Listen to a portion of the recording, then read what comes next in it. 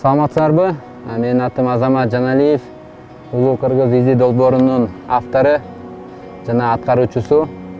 Бүгүнкү күндө Кыргыз Республикасынын ичиндеги Чүй областындагы Теплые ключи деген санаторийнин жогору жагындагы тоо кыркаларынын арасында жүрөм. Бүгүнкү күн ушу менен 3-чү күн. Bu jaka kelген максатым кандай болду? Эң биринчиден 3 күндүк тамак ашымды алдым, 3 күндүк оокаттарымды алдым. Баардыгын жыйнаштырып алып, ушул жерге келип токтоп, кичинекей палатка алып алып, мына кичинекей бир үй салышым керек болду да. Илгерки согуш убагында илгерки койчулар, малчылар, ашууларда ашып өткөндөр, илгерки убактарда кандай кырдаалдарда жашашкан. Ошондой эле ошолордун илгеркилердин методдорун колдонуп, бир кичинекей бир үй жасаганга аракет кылдым. Бул үйдө үстүнөн канчалык салмак болсо дагы көтөрөт. Бул эмнеге дегенде, бул боз үйдүн конструкциясында жасалган. Мындай сыяктуу болуп, арча менен анча-мынча карларды, жандарды ылдый киргизбейт. Астында болсо камыш төшөдүм. Камыштын эмнеси жакшы, жер суу ным болуп турганда белди өйдү жагы кургак алып турат да. Сууга чыгып атып, каримат деп коет, эми астыга салган матрас деп коет, ошону агызып алып, өзүм да ошо сууга түшүп кетип, аябай сонун күн болду. Ошондой эми бул максат негизи бул үй салуу, 3 күндүккө чыгуу деген бул улуу Кыргыз изи долбоорунун эң эле чоң максаты бар. 6 жылда дүйнөнү кыдырып өтүү деген. Ошо 6 жылдык дүйнөнү кыдырганга чейин Кыргызстандын ичиндеги тажрыйбаларды үйрөнүү,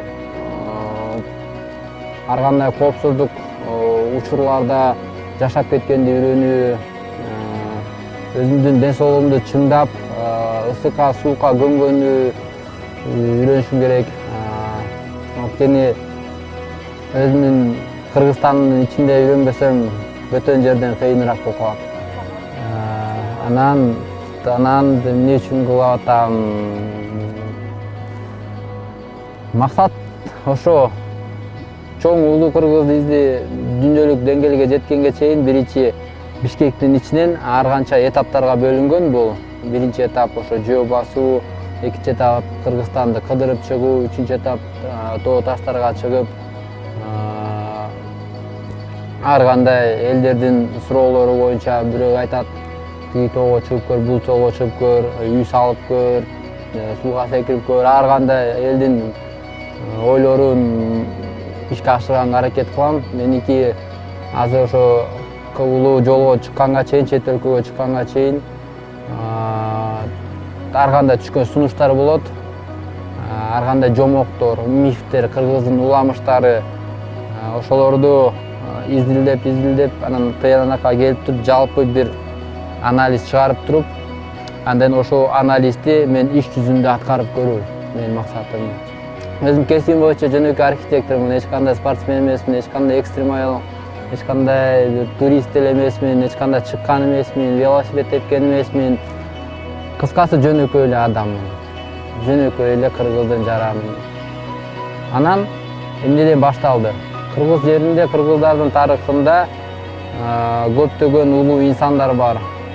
Комузчулар бар, ырчылар бар, акындар бар, төкмөлөр бар, сынчылар бар, тим эле баатырлар бар. Бардыгы бар, бирок дүйнөнү кыдырган бир инсан жок экен. Мына ошо инсан мен болушум керек дедим. Анан ошентип акырындан башталды да ойдун баары. Кыргыздын тарыхында самолетту колдонбостон, жөө, автомобиль менен, төө менен, ат менен, паровоз менен, теплоход менен кандай да болсо ар кандай кырдаалдарда жерди кыдырып чыгуу жана максат кыргыздардын